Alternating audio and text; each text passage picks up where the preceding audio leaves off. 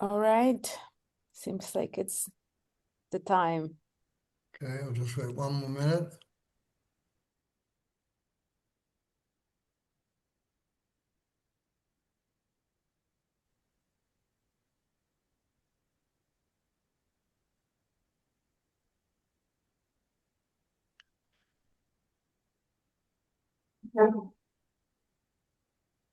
So, cheerful Valentine's Day, everyone. Um, I'm really happy to introduce Barry Boyce this evening. He's going to lead us through the next 6 weeks. Um, Barry is a very early student of Chögyam Trungpa Rinpoche, and more than an early student, he was also a very close student of Chögyam Trungpa Rinpoche, who entrusted him with as one of the heads of the Kasung. And if you really want to enter Trungpa Rinpoche's world and know a little about Kasung, then later in the program you can ask him what that is. But he's been actually practicing and studying the Dharma for well over half a century, and he's been teaching the Dharma for about 45 years. And he was also, by the way, more recently, co-founder of Mindful Magazine, which was dedicated to bringing mindfulness into everyday life. Um, Barry has had a lifelong passion for the Sadhana of Mahamudra, for this particular practice. And I would go further than that and say, to the best of my knowledge, Barry is one of the most knowledgeable people alive today on this sadhana. He's really studied and practiced this for years. In fact, this has been such a lifelong passion for Barry. When I saw him in Halifax quite some time ago, actually, about a year ago, I've never seen a more dog-eared copy of the Sadhana Mahamudra than Barry's. It was the most well-used copy of the Sadhana Mahamudra that I've seen. So actually, we literally couldn't wish for anyone better to lead us through the next 6 weeks. Um, he's the best available on this. And today he'll give a short introduction to what we're studying. Then in each of the next 6 weeks, we're going to see a video of Chögyam Trungpa Rinpoche himself teaching on the sadhana from a 1975 seminar. And then Barry will make some comments and give some teachings, and then we'll have question and answer for everyone. So the difference between the previous section and this is we will not have time with the video for breakout groups. So the question and answer will come immediately after Barry's commentary, after the video. And then there's also no required reading for this section, but if you're interested, there is a bunch of supplementary reading that you're welcome to look at. So with no further ado, I'm really happy to introduce Barry Boyce. So, good morning, good afternoon, and good evening, maybe even good night to all the folks all across the world. This is awe-inspiring to be speaking about the Dharma to 350 people from all over the place. I'm going to try to be talking slightly more slowly than usual because there's some simultaneous translation going on. And my colleagues, if I get too fast, get excited and get too fast, they're going to slow me down. So I want to, first of all, thank Tashi for inviting me to do this and for that extraordinary introduction and little bio of me. it's a bit daunting to hear yourself described in these ways. I think it's important to point out that we're, with the Sadhana Mahamudra and with the Buddhist teachings in general, we're in a realm where there are no real experts. That's a danger zone. It's very easy to succumb to getting puffed up about accomplishments and years doing this, that, and the other thing, and one's brilliance and all that. I'm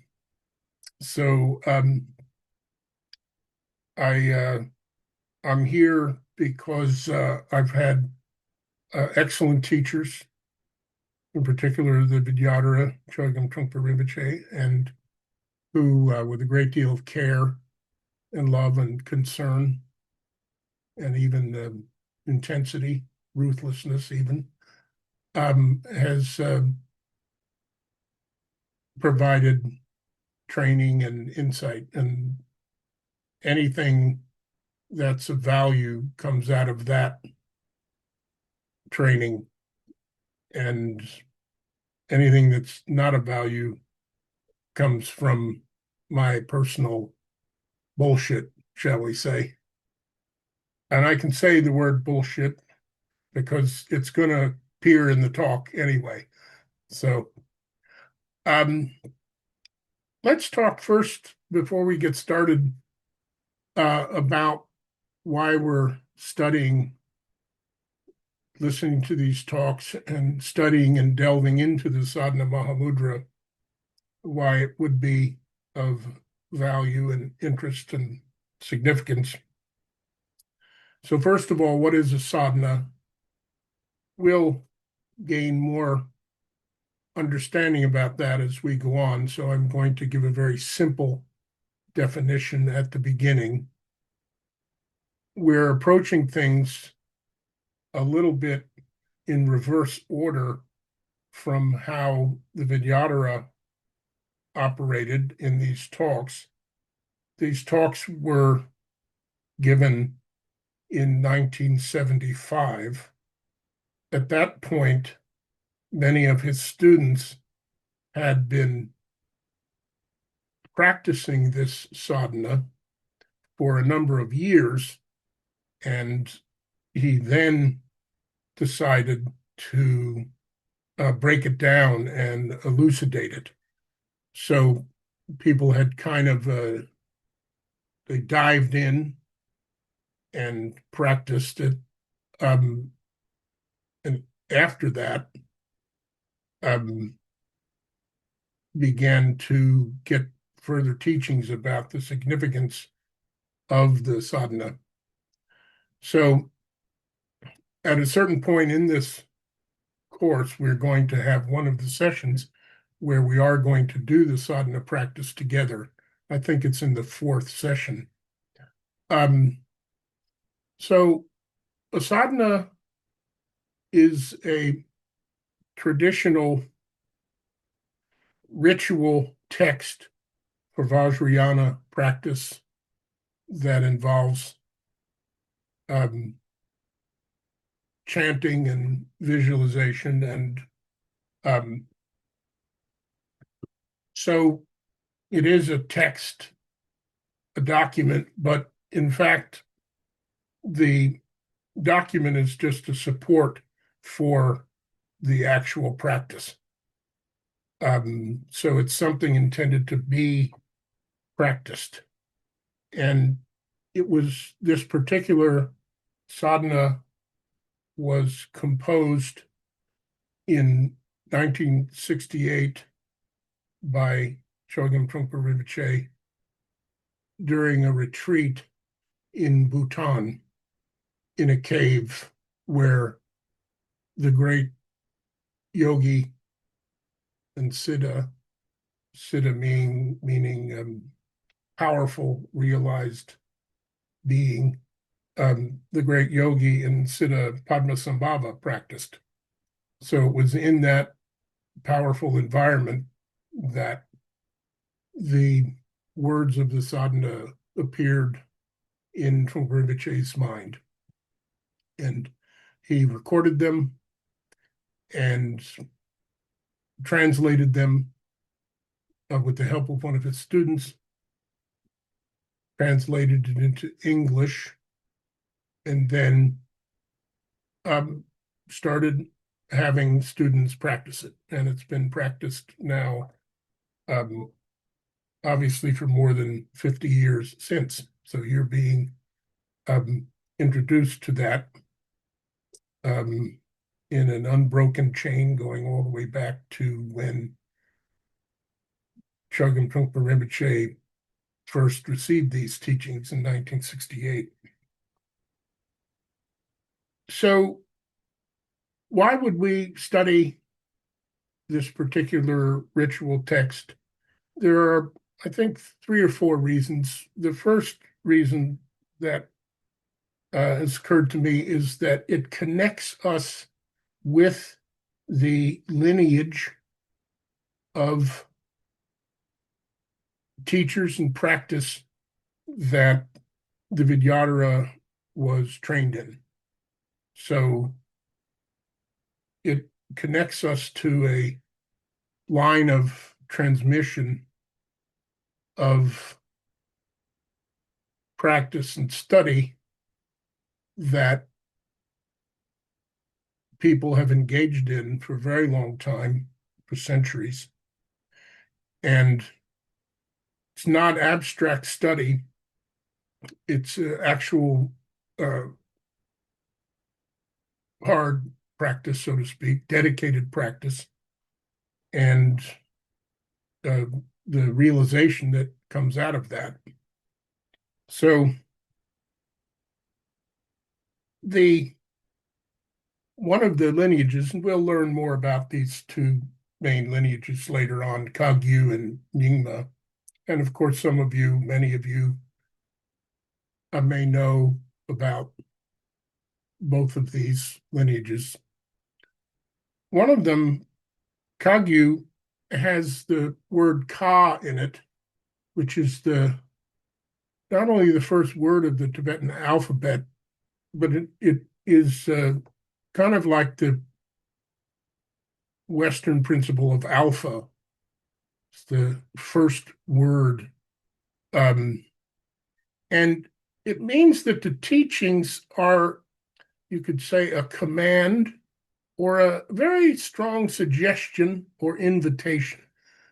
So they're not about a theoretical, metaphysical, ideological view of the world that is the correct view that you are being indoctrinated into. This is a suggestion. And that suggestion always goes back to, as the Vidyadhara will say in this talk, the first noble truth. So this connects directly to what you've been studying up until this point. It all begins with, what do you think? Do you think you're experiencing anxiety right now? What do you think? Not, I'm telling you how to think, but I'm asking you to consider something. And then the other truths, as you know, go from there. So, would you like to do something about it? And the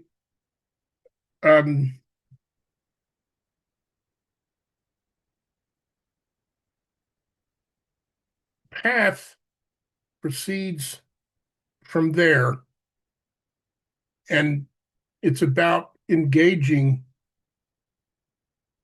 with our minds and progressively coming to understand the nature of our minds, the nature of reality. So another reason special reason to study the sadhana is that it was very much an outgrowth of Trungpa Rinpoche's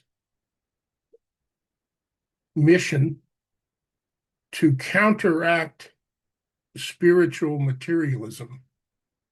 And this is the primary practice that aims its arrow at that particular challenge. Spiritual materialism, quite simply, is when self-cherishing and ego enhancement and ego-driven activity takes over the spiritual path. So rather than a path of unmasking, it becomes a path of building ourselves up. And as we go into the sadhana, you will very powerfully feel that anti-spiritual materialism drug that the sadhana represents. Finally, the sadhana contains encoded into it in a very powerful way a lot of significant dharma. So just to give one example, the term self-liberation or self-liberated or self-liberating occurs a number of times as a motif in the sadhana. So what does that mean? That to say or to posit or to understand that our obstacles, our self-centeredness, for example, our self-centered thoughts, self-liberate. They liberate on their own. So that's just one word, compound word in the sadhana that provides a tremendous amount to unpack and can convey a tremendous amount of insight. And that's what the Vidyadhara will be doing in these talks. So I think that's enough, more than enough introduction from me. So perhaps we could do 5 minutes of sitting meditation practice. We'll just start with a little gong that I have here, and then in 5 minutes we'll end, and then we'll cue up the video.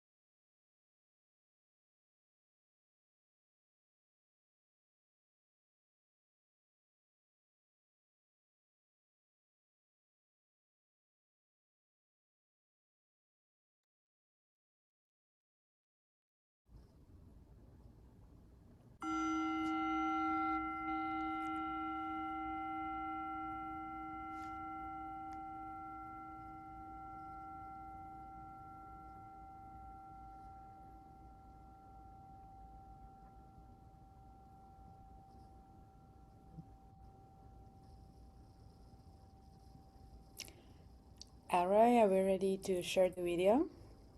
Let the video begin. Yeah, 1 second.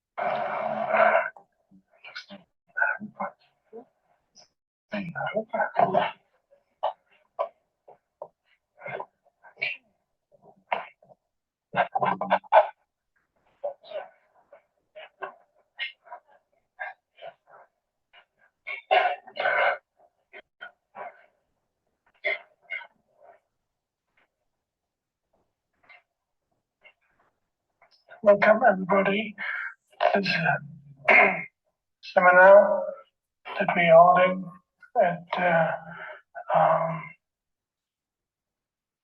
Comfort Zone. And in order to make my particular type of presentation is clear, that I would like to have some kind of feedbacks from you people, which will be somewhat difficult to do so. But let me just take some kind of basic chance at this point by asking you to raise your hand whether that you have done this sadhana before, and if anybody can raise your hand, those who haven't done so, please do so. Have not done so. Yeah. Everybody has done the sadhana? Anybody else? There's only a lady over there.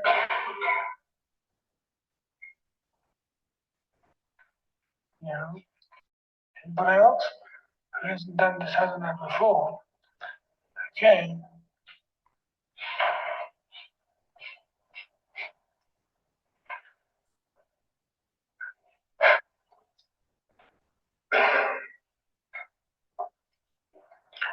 The subject that we're going to discuss at this point on the sadhana itself is basically a Vajrayana oriented kind of topic. And it has a lot of implications at the same time connected with the basic practice of Hinayana and Mahayana Buddhism as well. And generally, the first point I would like to get across tonight is some sense of, or the notion of devotion, in some sense, which is based on, the sadhana is based on that any kind of practice of this nature cannot be properly understood without having some sense of, if you like, hierarchy or some kind of teacher, student, guru, chela level of some kind, and its principle behind it as well, which is the most important one for. So we can't have those things unless that you have some understanding of guru principle.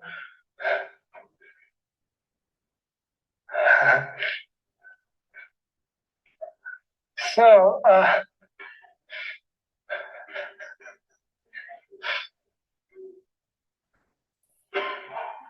I would like to explain the journeys that we're taking in the Buddhist style of practice of meditation, spiritual discipline on the whole, that we believe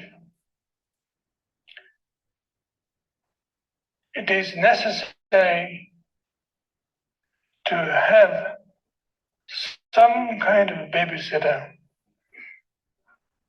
to begin with, as we all do, that we would like to have our babysitter if we are, or some kind of parents also acting as a babysitter. We would like to have some kind of babysitter so that somebody can change our diapers, Someone can give us a bath. Someone can give us a shower or change clothes and put us in the pajamas and tells us how to eat, whether to use spoon or fork or how to relate it with the cups and the plates and the way to sit. And also you're provided with some kind of seat called the baby seat. So that's the beginning point. I'm not particularly coming. This point is coming from on a higher and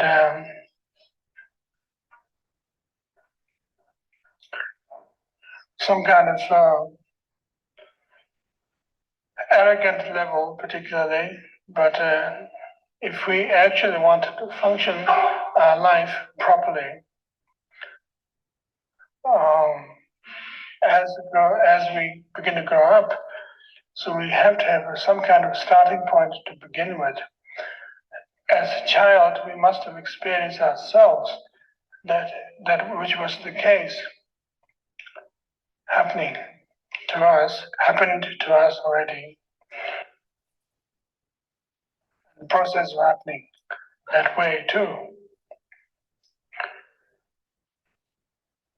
So this analogy of three other principles is actually based on bringing up infant and relating with the teenager, and finally relating with the grown-ups. Those are the three examples that we could use at this point, quite simply, not further complicating the issue.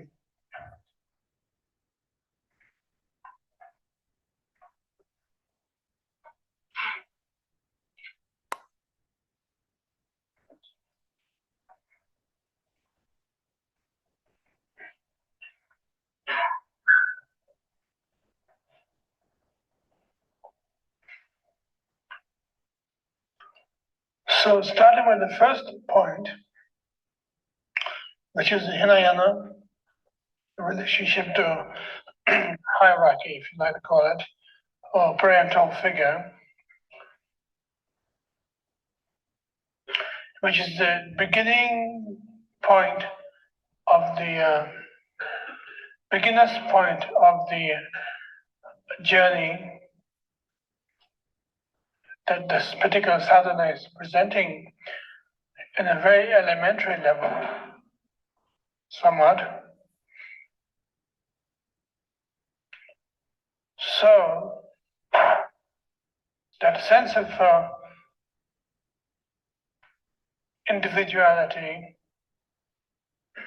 and a sense of personal search for spirituality and a sense of a growing up process, whatever it may be, based on pure dreams.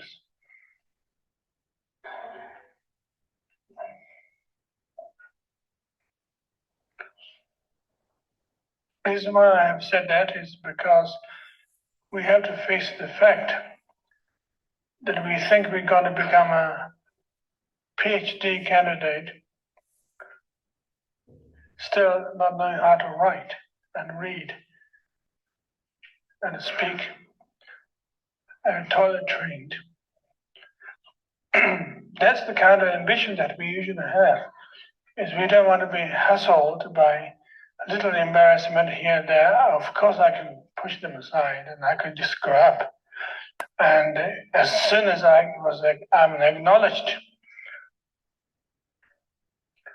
into the mainstream of a respectable, high-powered world, that we could do our best, and I'm sure I can do it. That's the usual attempt that everybody believes that professionalism means a self-confident, amateurish approach to reality, which is not quite true, actually.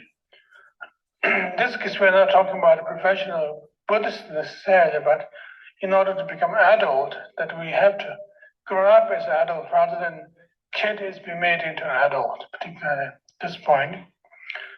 So we have to actually grow up, and we have to actually face the possibilities of problems that exist in our life, that we actually have to learn to grow up, learn to be discriminating, learn to develop discriminating mind, and we also have to learn to develop a sense of subtleties and sense of understanding about our reactions to the phenomenal world, which is our reactions to ourselves at the same time. So the question begins that in order to do those things, we do need some kind of parental figure to begin with. In the Hinayana tradition, as they call it, Tevera, or the Pali term is called Thera, which means elder person, which means that somebody who already gone through the babysitting level of experience, and they themselves become babysitters already, are very much necessary, because we have to know if we put our fingers on the burner, what happens, and we had to be warned against it, or if we decide to step on the pile of shit, we decide to eat it up, and what's going to happen to us. And all those little details are seemingly unimportant and trivial, basically, but it does provide very important background that we have to learn the facts and the figures of little details that exist in our life. What is good, what is bad, what should be done, what shouldn't be done. And some kind of discrimination is important, not to the point necessarily to bringing everything to punishment and promises and such, or even related to the original sin of that Christian concept per se, but some kind of basic understanding of how things are done in connection with the natural force. If we walked out into the snow without any clothes, we would catch a cold. Obviously, that's a natural fact. If we had eaten poison, we will be dead.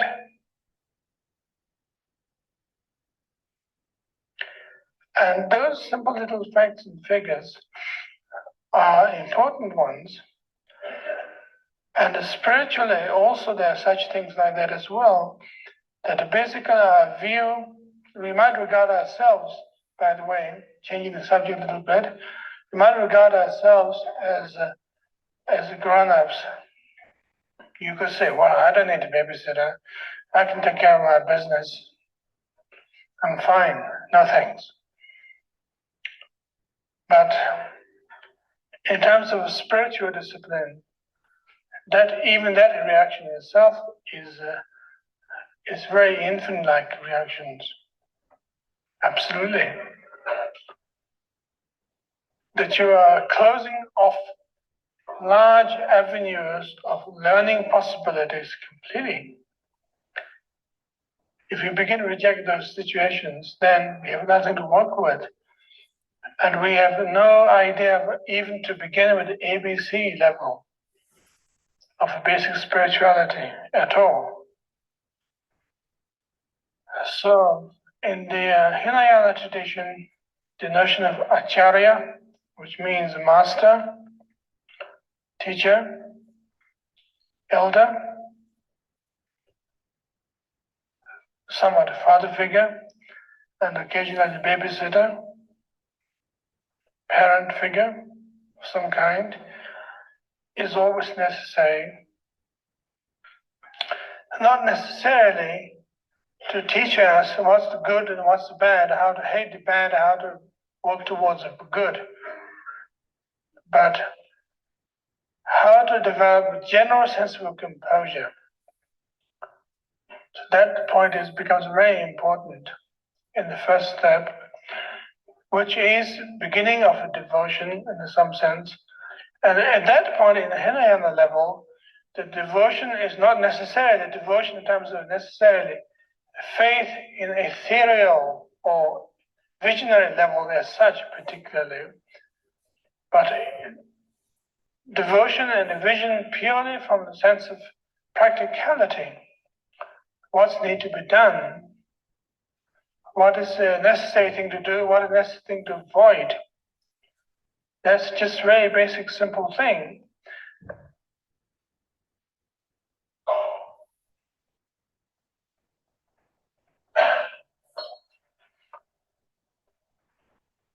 So, in the Hinayana level, that the teaching tells us that to begin with, our view to the world is also infantile view, that we think we're going to get ice cream every day, every minute. Each time when we decide to cry and through our temper tantrums, that your daddy or mommy or your babysitter are going to come along with the colorful ice cream cones and they begin to feed you in. And it is turned out that that's not the case.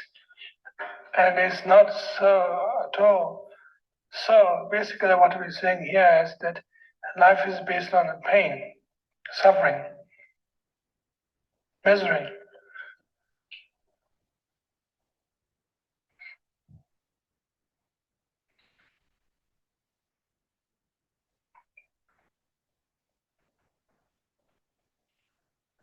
And the closer, the more accurate translation for dukkha, which is a Sanskrit word for suffering, is turned out to be anxiety, anxiousness.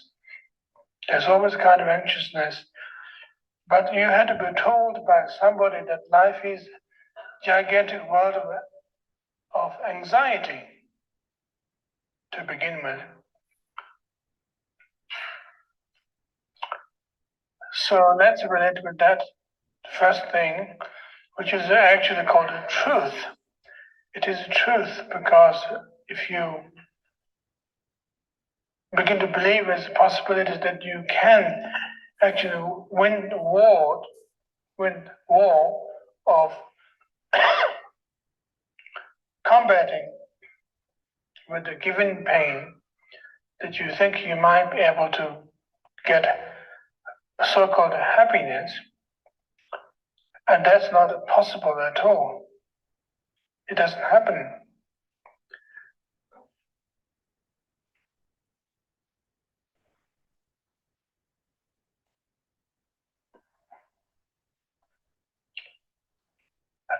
So our elder parent or Thera, Stiver, tells us these facts and figures that the world is not made out of honeycombs and big ocean of maple syrup.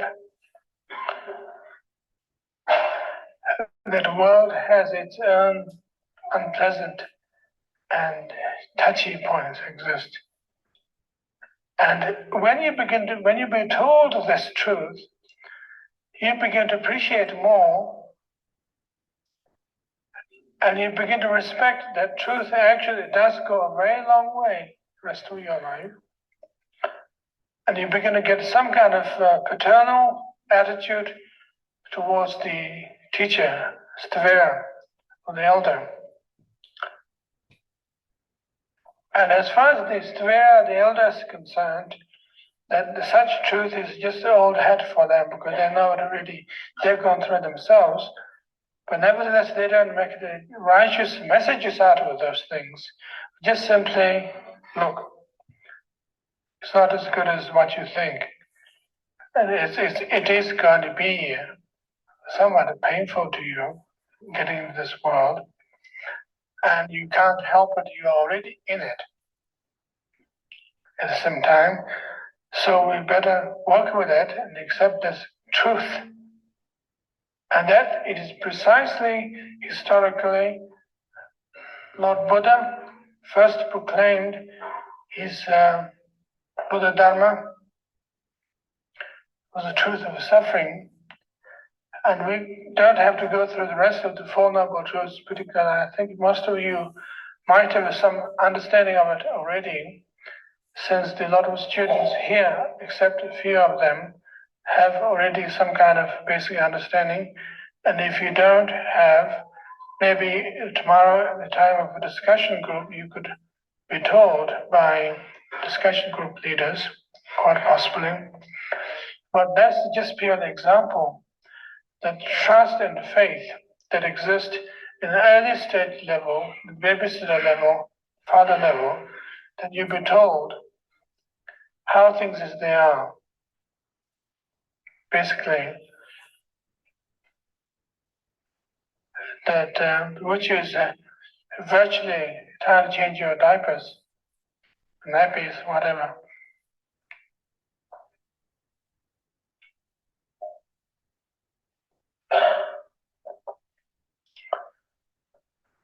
Second stage level of developing further relationship with the teacher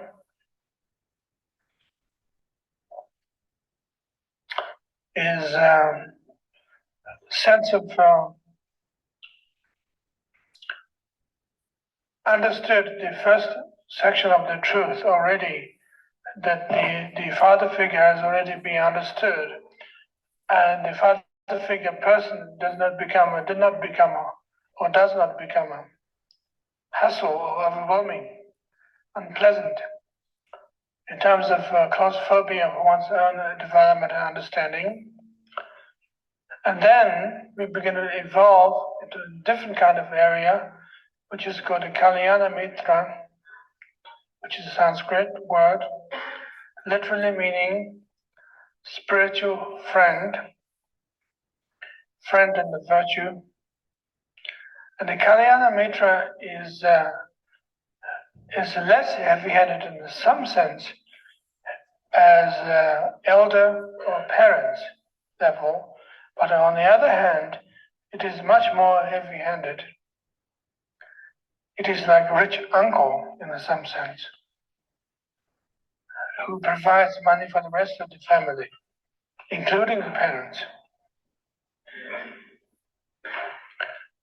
And it becomes much more significant to us because rich uncle doesn't want to have his relatives just lounging around and appreciating living off his money and just kicking around, hanging out, but would like to be more constructive, and he would like to have very industrious relatives so that rich uncle can promote his own capital, whatever, promote the whole thing.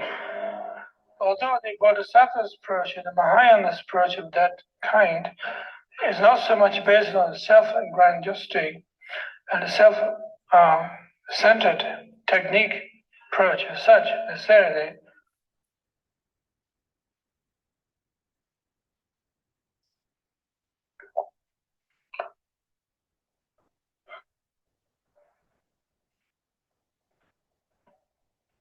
but there is still a sense of much more closer in some sense.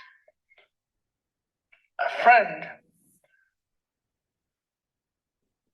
spiritual friend is friend.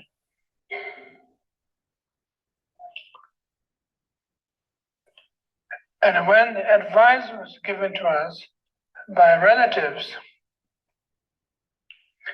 that we have a different kind of attitude, you just be told relative truth.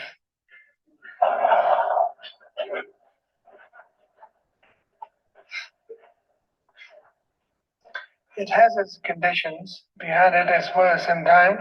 It has its applications behind it, but it's still relative truth. But when friends gives us advice, it becomes much more closer than relative like truth. It becomes more immediate, personal. For instance, if you are criticized by our parents, we think it's their trip or it's something wrong between us and them. So we take it very lightly in some sense, sometimes very resentful, so which helps us to push aside. But if we be criticized by our friends, then we begin to get startled. And we begin to think maybe there's some element of truth in this. So the bodhisattva work, bodhisattva's approach relationship in terms of teacher, is this point as a spiritual friend, is much more demanding than purely relative level.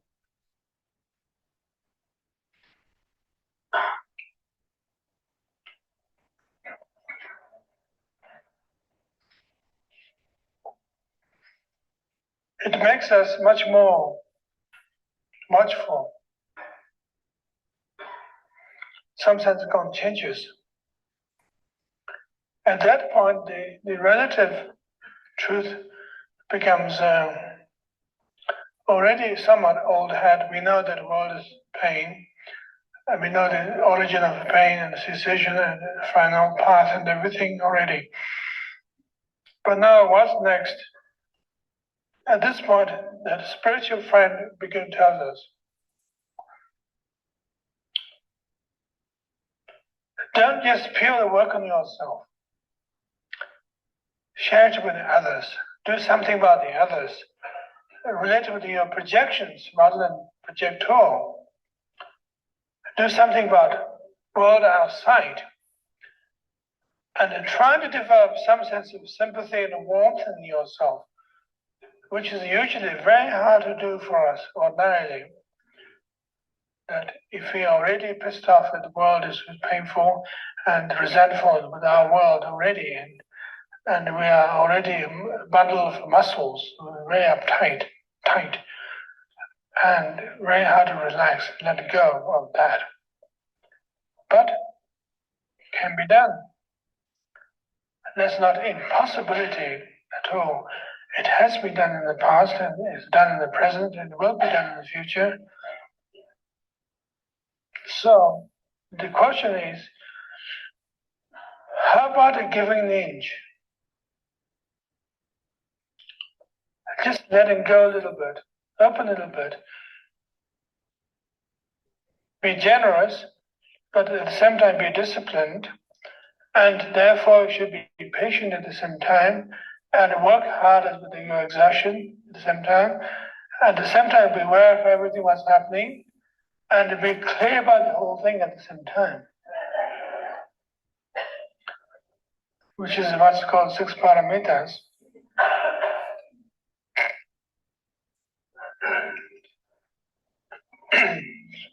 Which is a tall order in some sense.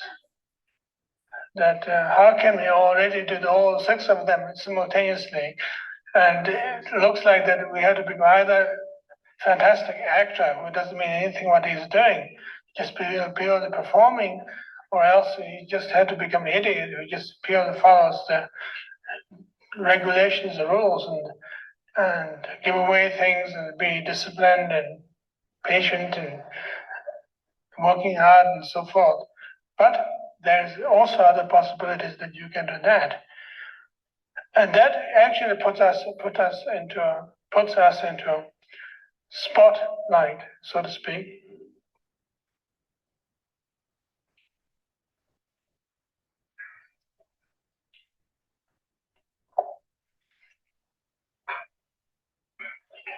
So there is a general sense of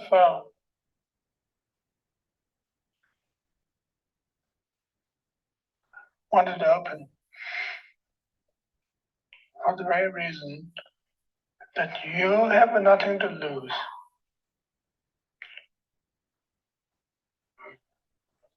Your life is already a battle of misery, chaos. And since that is the case, you have nothing to lose. You might gain something, in fact, by just giving, opening. That seems to be the trick, which the transition between the elder and spiritual friend takes place. Or the rich uncle who throws you into in the street, not giving you pocket money. And might give you a few pencils So you try to sell them and go out and sell it, do it. And you might say, oh, sorry, I need some warm coat. I can't go out like this. You'll say, I'm sorry. You have to first sell the pencils, then you get a coat. You're going to buy a coat for yourself, rather than I'm going to provide you with a coat. You have to make your own profit, whatever. So that's a very rough example. Don't misunderstand that, but that seems to be the general trend of the pattern is altogether. And now the next thing is we're getting to a very complicated and very tricky point, which is the next level of hierarchy in terms of devotion, trust, and understanding of teacher. Is what's known as Vajra Master in the Vajrayana level, which is has a different kind of slant. But in some sense, it is the combination of the first and the second one put together in some sense. It is the same kind of process, some kind of line of thinking somewhat, but at the same time it has its own twist.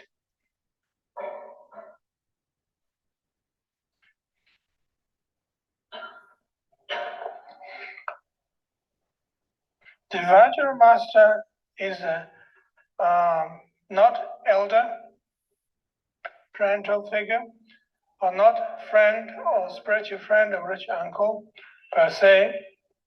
Vajra Master is a born warrior who accepts few students. And if students are sloppy and unresponsive and unnecessarily unreceptive,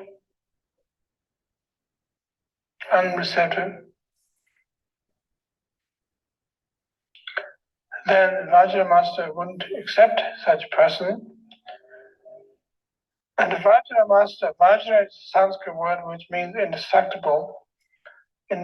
Indestructible, like adamantine, is Vajra is Indian mythology that the scepter of Indra, the king of gods, Indian mythology, which is made out of, his scepter is such a powerful weapon that it destroys everything.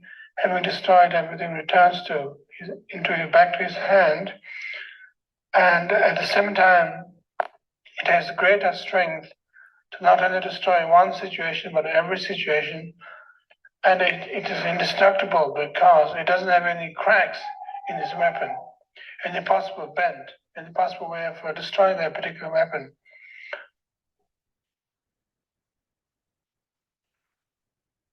So the idea of Vajra Master, the idea of Vajra is it's completely well put together understanding, vision, which does not have any cracks anywhere or possible potentialities to criticize, that is to say, insert further confusion into it. So it's a completely well-guarded situation. Not a well-guarded in the sense of paranoia, but a well-guarded in the sense of its own existence, self-guarded, so to speak. And therefore, the closest analogies that we could use is samurai-type mentality. That such teacher is ferocious. At the same time, it has the qualities of father in some sense, elder in some sense, and also it has the qualities of friend, nevertheless, at the same time too. It could be a very passionate person, warm and powerful, sympathetic, but nevertheless, it doesn't buy any bullshit, so to speak. if you could speak Americanization, this point.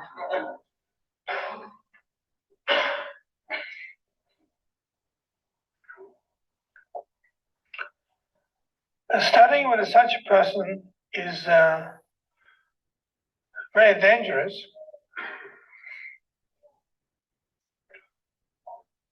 but at the same time,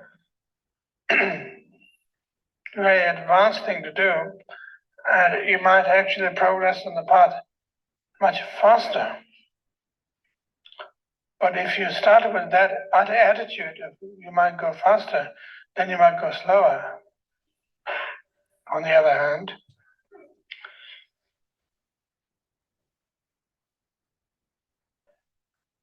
the notion of Vajra Master's approach of teaching is concerned, and to create successive situations in your life. Having gone through the Hinayana already, Mahayana already, and then you got finally to Mahayana, Vajrayana already, finally, and at that point that you're already well trained, well disciplined already, and the Vajrayana level, the Vajra Master began to demand complete trust, unconditional, without any conditions, complete trust, complete openness, without any logic behind it, maybe some kind of little logic, but the rest of it is just simple and straightforward.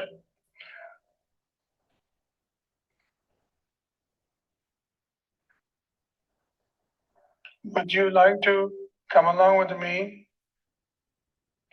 to take part in this historic battle? Come along, here's your sword.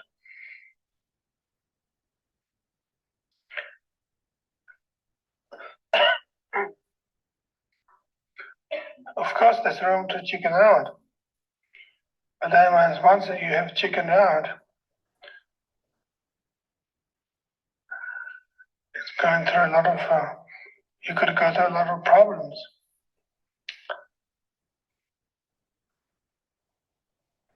Unspeakable problems.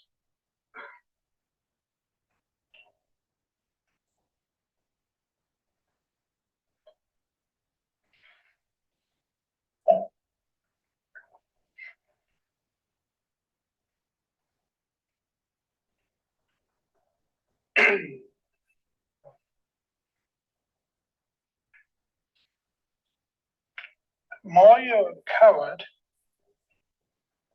that much that you be terrified,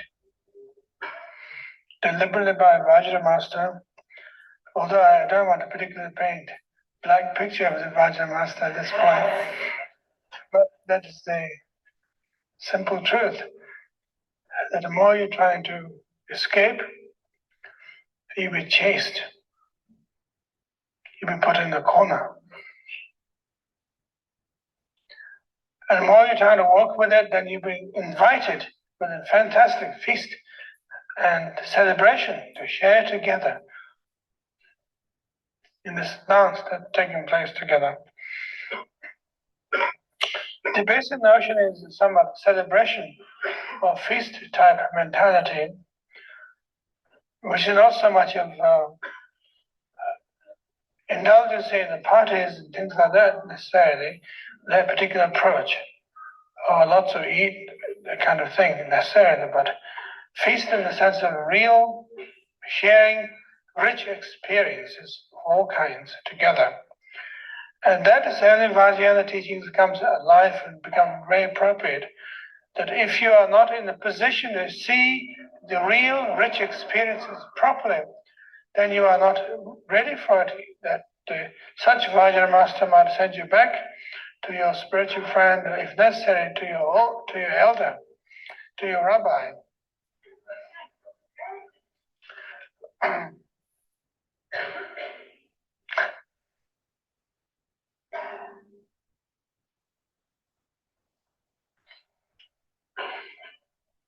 The level of commitment that you have with the samurai Vajra Master it's not so much of that that person is actually external person as such alone. It has its own internal possibilities as well. I heard a report the other day that Professor Dr. Gunther talked about that towards the end of the Kalyana Mitra, the spiritual friendship is taking place, then you already discover your inner guru. And I must contradict to that particular statement. And unless he's become a secretly level 90, in spite of being such a great professor, that's not the case. To become a spiritual friend, to work with a spiritual friend, is that particular level where you don't see inner guru level particularly at all. It's just a friend level. Then there's something beyond there takes place when you begin to meet Vajra Master, and then you begin to go greater level of sense of heroism, sense of fearlessness, and sense of powerfulness taking place all the time. So at that point, you begin to develop some sense of possibilities that you could be your own resources at the same time. But such trip takes place longer, journey takes place longer, much, much longer than you expected. Because that will be the last thing that the teacher or the Vajra Master would like to give you, any kind of trip that you might have a chance to reject your irritating and overwhelming Vajra Master, so that you can purely internalize by saying, I don't have to go and face that person anymore, and I can just do it in my own everything, thanks, everything. So that seems to be the interesting point. There's that Vajra Master level is that there's some sense of magic, some sense of power, and also some sense of immense devotion, which is quite different than the devotion that usually we talk about in the theistic traditions, the faith and devotion towards Christ or Krishna or whatever you might have. But in this case, the faith and devotion is very much based on the sense of that not giving up completely, but taking on more things, examples and insight and power and everything onto yourself, that you can be actually initiated. That's precisely the word, abhisheka, abhishekat.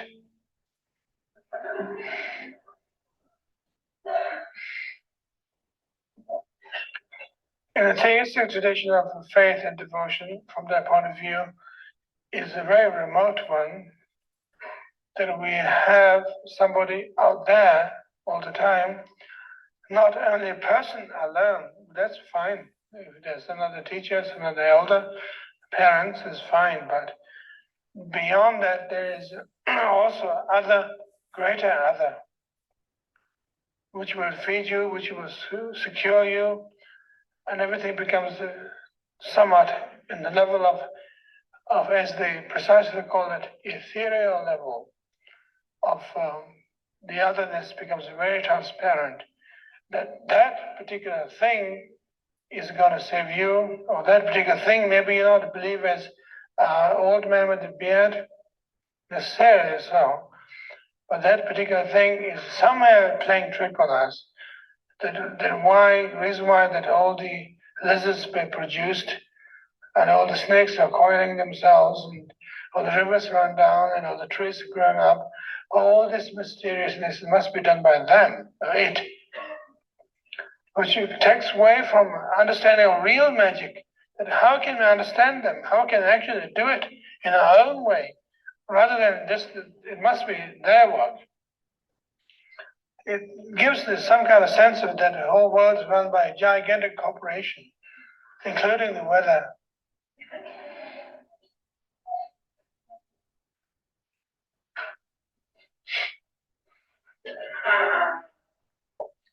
But in this case, we run our own corporation. According to the non-theistic tradition of Buddhism, that we have access to it, and the reason why we can run our own corporation is we have to have the manual and the systems, the techniques, and directions that we might get from the Vajra Master, who might actually put us into a very difficult situation if we are dumb and if we are not exuberant, if we are not enough, if we don't have enough exertions, so forth. So that seemed to be the general preparation of the ground that we could discuss tonight. I don't want to put further stuff in what we're going to discuss in the rest of the seminar. But the first point is that I would like to set the notion of devotion, the notion of faith properly. In this case, faith is not so much a worship, that the Guru is regarded as Christ on earth, particularly, who has only link to the God. But the Guru is regarded as a spiritual friend, spiritual elder, and Vajra Master, also known as the Guru, has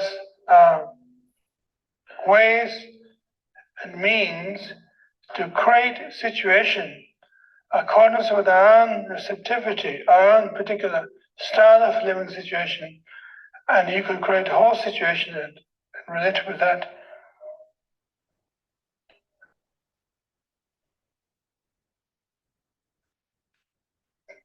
If you have any questions, you're welcome.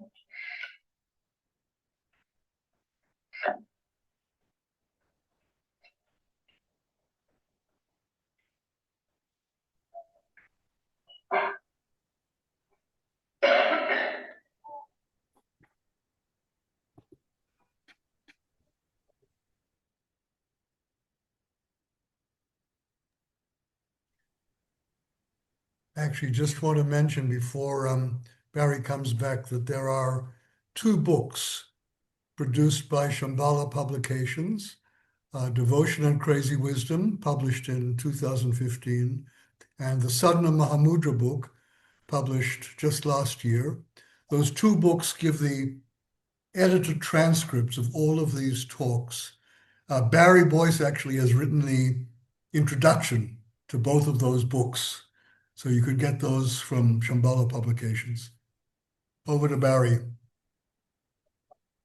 Okay, everyone. Well, welcome back.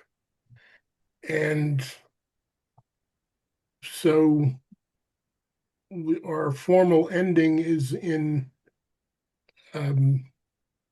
about 17, 18 minutes. I'm going to make a few remarks based on what the Vidyadhara was talking about, which is what we're generally going to do, and then we'll have some discussion, questions, discussion. We may go over a little bit today since we had to start with an overall introduction. So the general topic of this first talk of the series is devotion, this very potent and powerful and subtle and somewhat tricky notion. And why does the Vidyadhara start this series of talks on the Sadhana of Mahamudra with this topic of devotion? And of course, he's talking about it in terms of the relationship with teacher, but the term devotion and faith comes up several times in the talk. So the Sadhana Mahamudra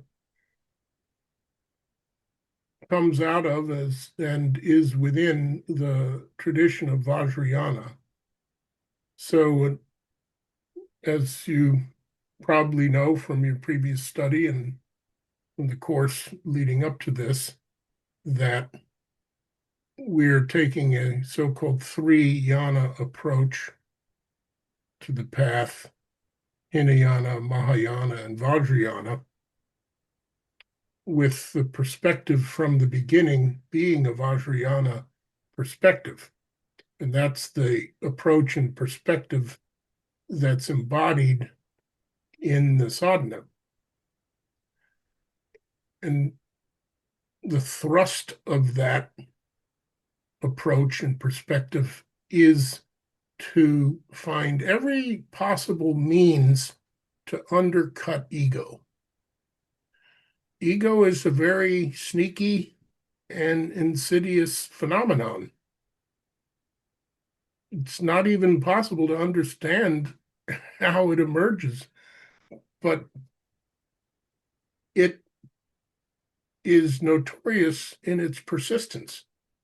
So it will take any experience, any moment, and orient it to its strategies and designs to place our self-cherishing at the center of our experience.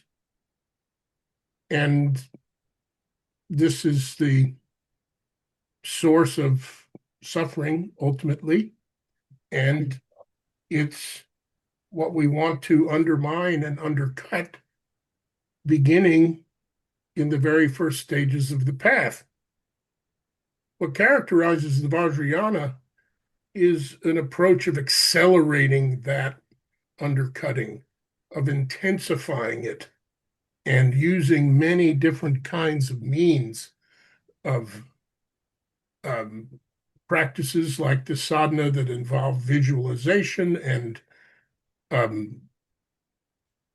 chanting and all of our senses.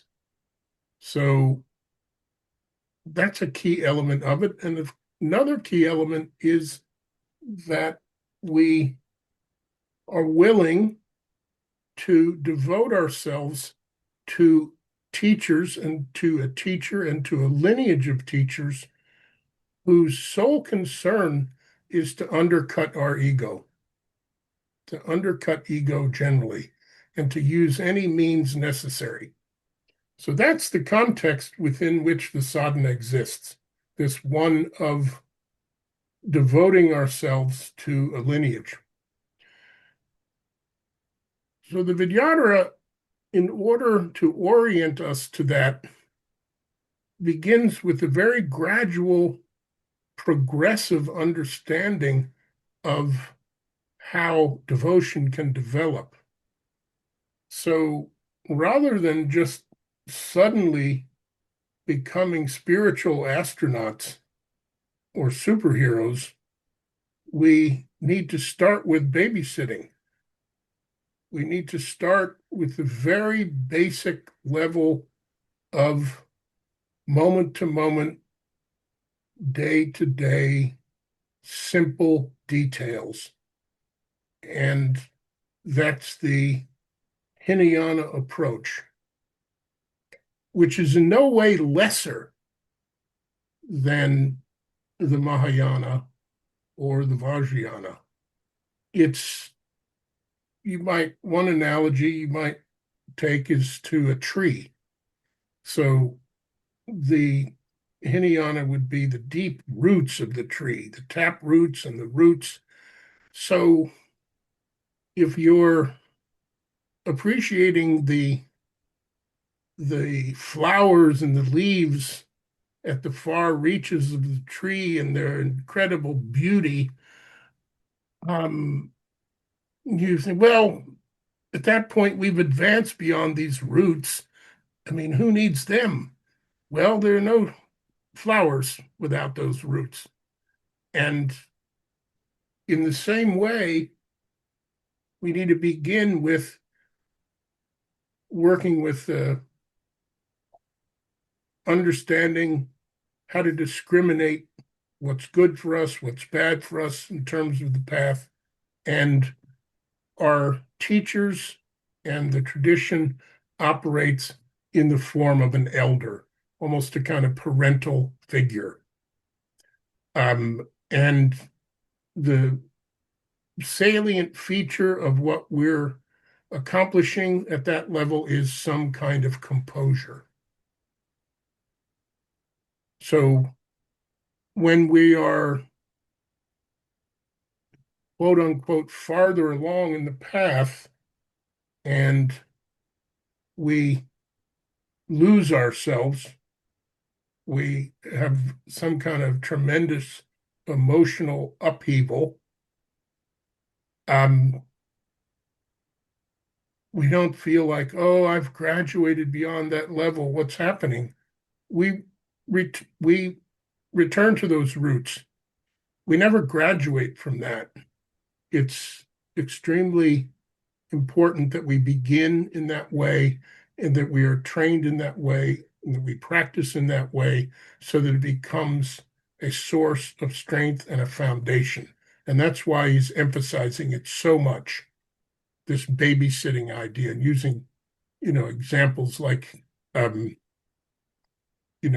our diaper changed and, having a baby seat, that we really need to begin with the humbleness of being a good student, paying attention to the details.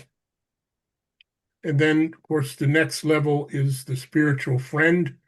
I think one of the more interesting things he says at that point is that while if you're taking instruction from a parental figure, you might say, this is, coming from dad.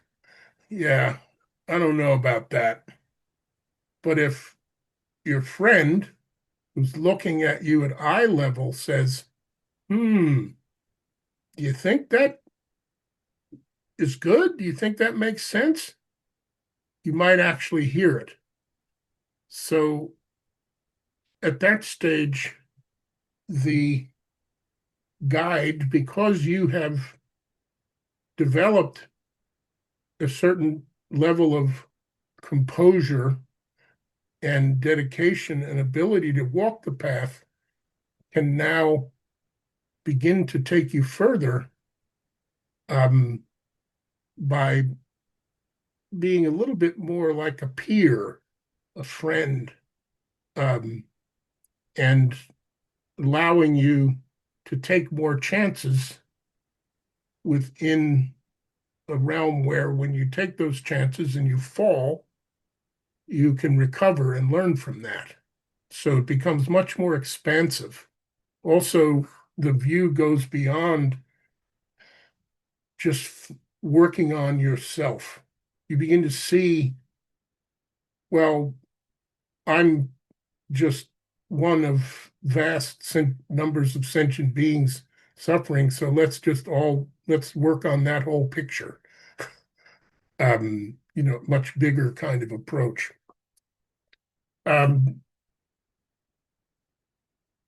Eventually, one is ready to accelerate further and deal with teachers and teachings and lineages and influences that challenge us directly all the time.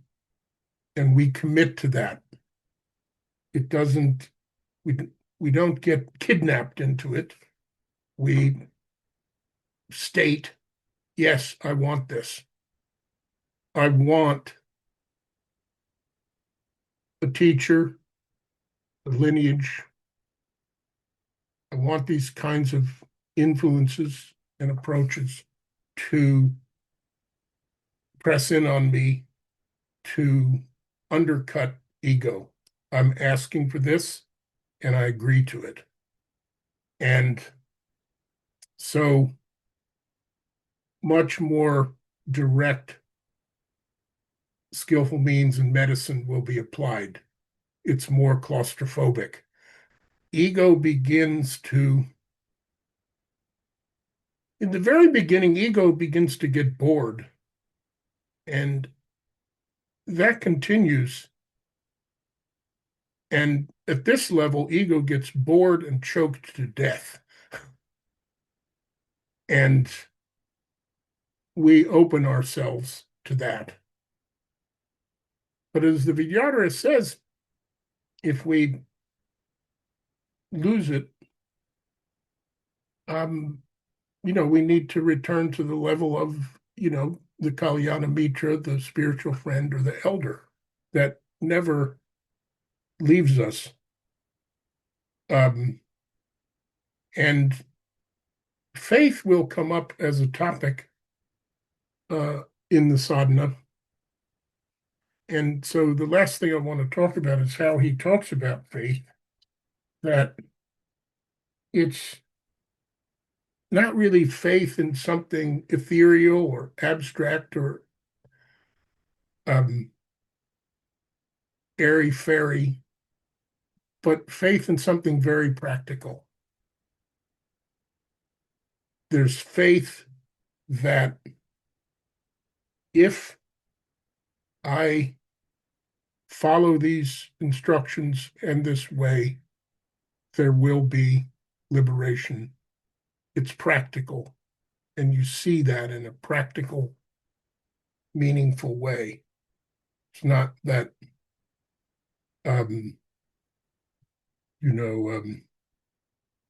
there's a sense of trust and verify. So you have a kind of a faith that's a rock that carries you forward. All right, so it's getting late in the game here, I realize.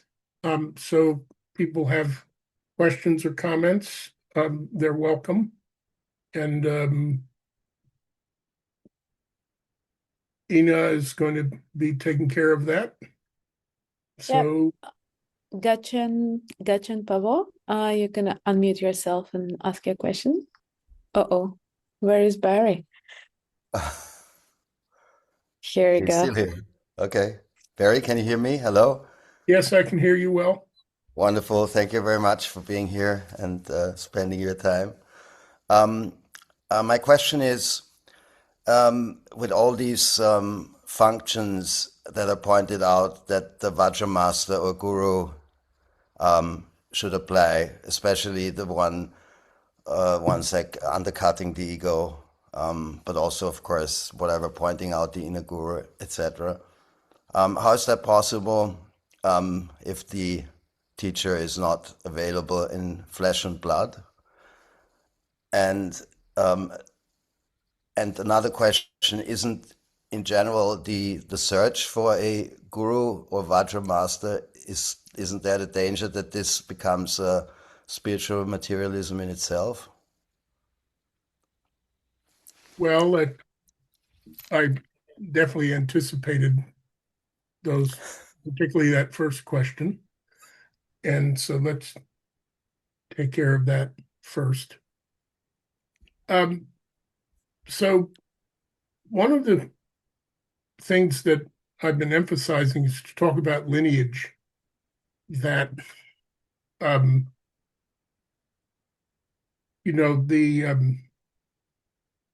way the guru disciple relationship is talked about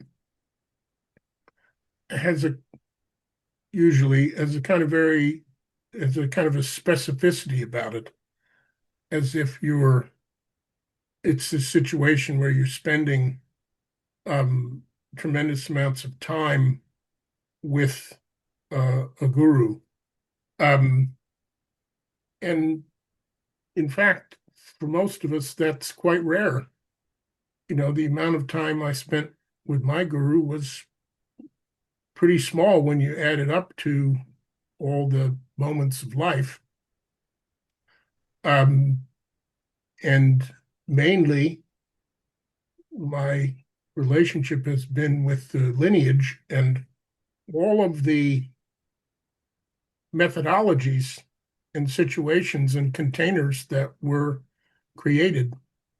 And I have faith in the power of that.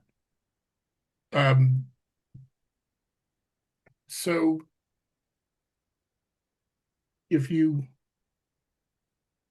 may or may not have a immediate relationship with a living teacher who you get to see all the time, work with, but there are all sorts of opportunities to make relationships and to see how it unfolds, and to rely on the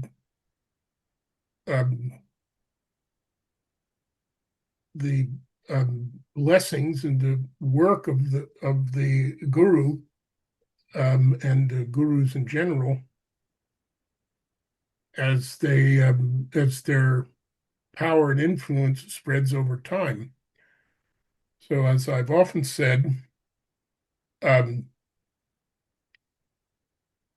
Rinpoche, who was, after he left Tibet, had a roughly 17-year teaching career. Here we are, many, many decades later, still benefiting from that. And it's uncertain how it will all unfold. But I think there's a certain kind of power that exists that we can come in contact with and can influence our lives. May not follow that blueprint, that somewhat romantic blueprint of spending a lot of time directly with a guru, but it is a very positive influence, and it's a genuine transmission of Vajrayana Dharma. So before I move on to your second question about the search for a guru being spiritual materialistic, Gachin, did any of that land or make any sense, what I was saying? Or? Oh yeah, absolutely. I mean, I think I know people who consider Trungpa Rinpoche to be the teacher who never personally met him. I know stories of people who met somebody they considered their root teacher only once in their lifetime and never again. So yeah, I think. Yeah, there are many, many possibilities, and it is, and some teachers have been asked about that. Is it possible that your root guru could be someone like Trungpa Rinpoche? And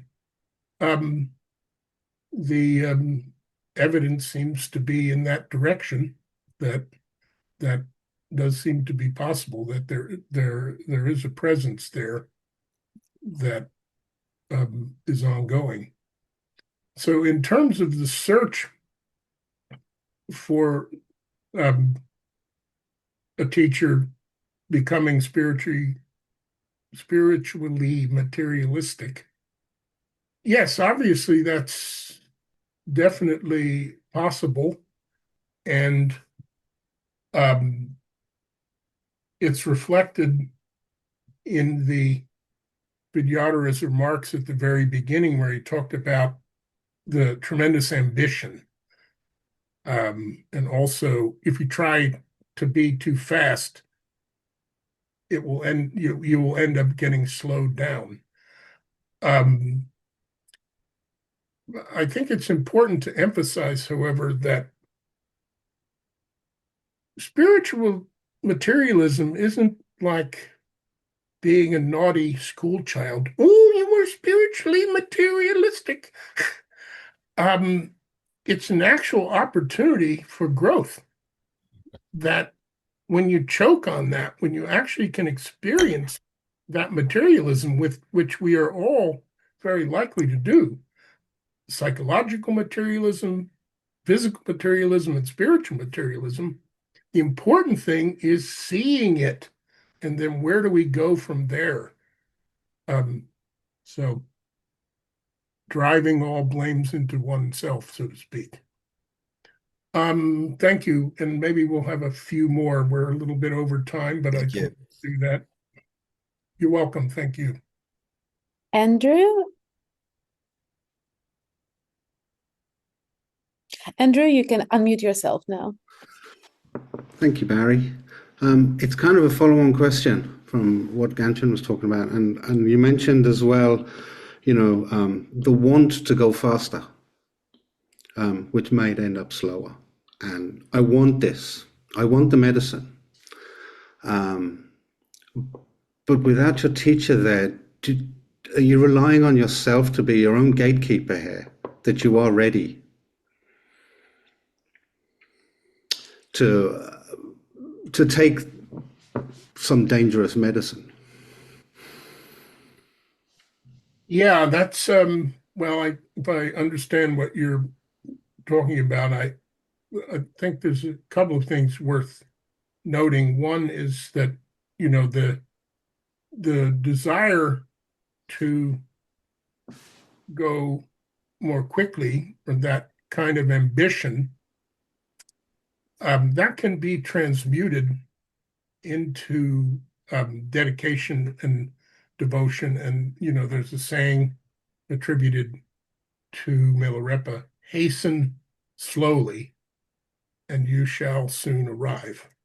So, and so the hastening aspect is that eagerness to, as they say, an odd analogy for you, but to practice like your hair is on fire. You don't have enough hair for it to be on fire for very long, so maybe you're protected. But that kind of a eagerness is, fundamentally powerful. But then again, ego subverts it. It takes it over. In and of itself, that energy is not problematic. It's ego's waiting around. Oh, look at that. Here's some juicy stuff I can take over. It's just always on the hunt. So that gets to the second part. How do we have guardrails? Because we need those. You need fellow Sangha members. You really, one can't do it entirely on one's own. And so I think it's important to find guardrails. I rely on a lot on my friends and my spouse, frankly, to call my bullshit. That's just critical. And so the teacher can function environmentally. And as he was starting to talk about there's this notion of an inner guru. We don't want to overstate that and romanticize that too much. We can start to pretend, as he was suggesting. So it's important to have some container and systems around that catch you when you fall. And that's a very positive thing, once again, that, that the guardrails are there because they will wake you up, not so that you will never stray. If the Vajrayana famously said, shame on those who make no mistakes, for that is their mistake.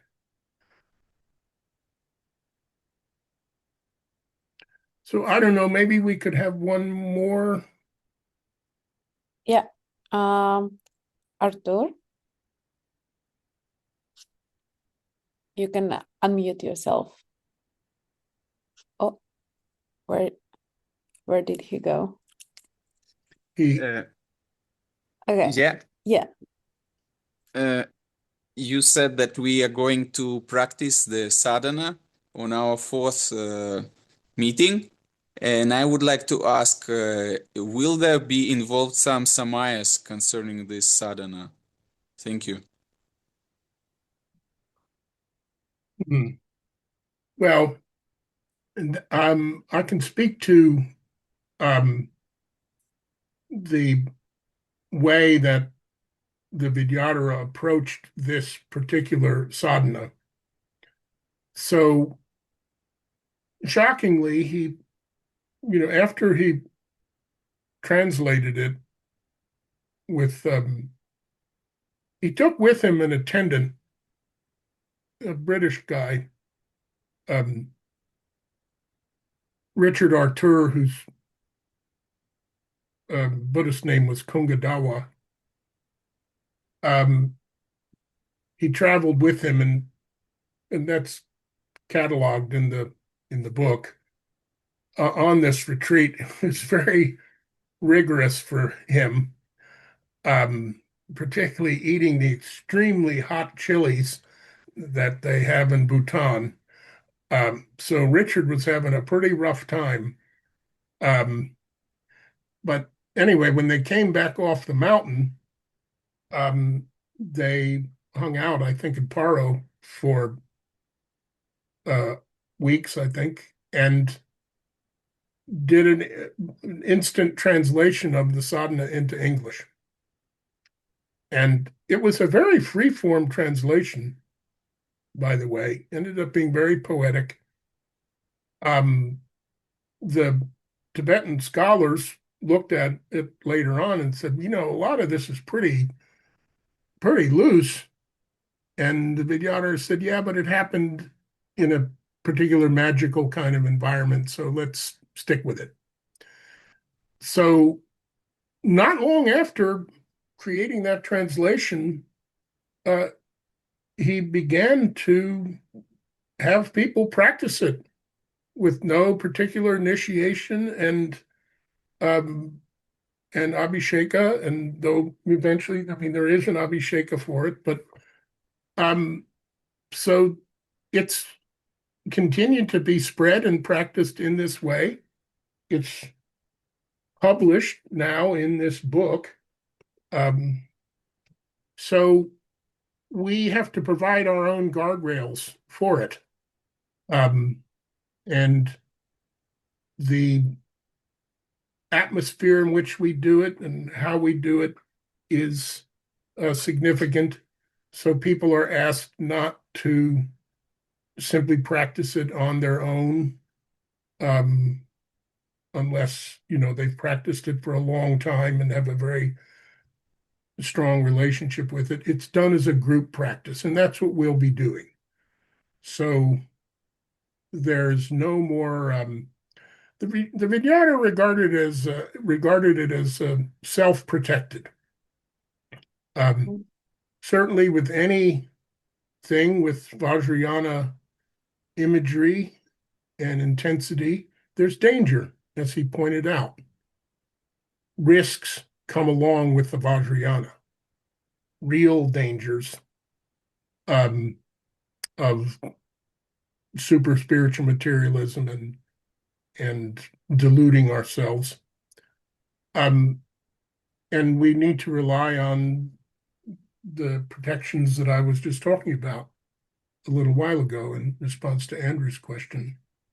So, Artur, is that a sufficient answer to your concern?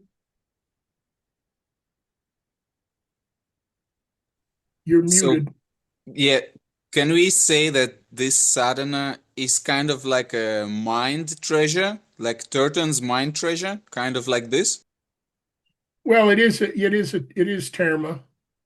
As you can find in the introduction by the editor of this latest book, the editor Carolyn Gimian, in the early days, Trungpa Rinpoche didn't emphasize that much, that it was mind terma, but it is terma.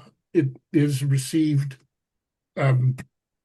ultimately from Padmasambhava, and terma contains these marks, terma marks, that indicate that they are received rather than composed by an author, so to speak, and the sadhana contains those marks. And it was kind of a vision, right? Yes. a vision is slightly limited way of talking about it. It's interesting that I don't want it this late in the session. I don't want to go too far astray here, but this will come up in the future. So the term visualization is a little bit limiting because it's not only with the mental visual sense, this is called the embodiment of all the siddhas. So it's total.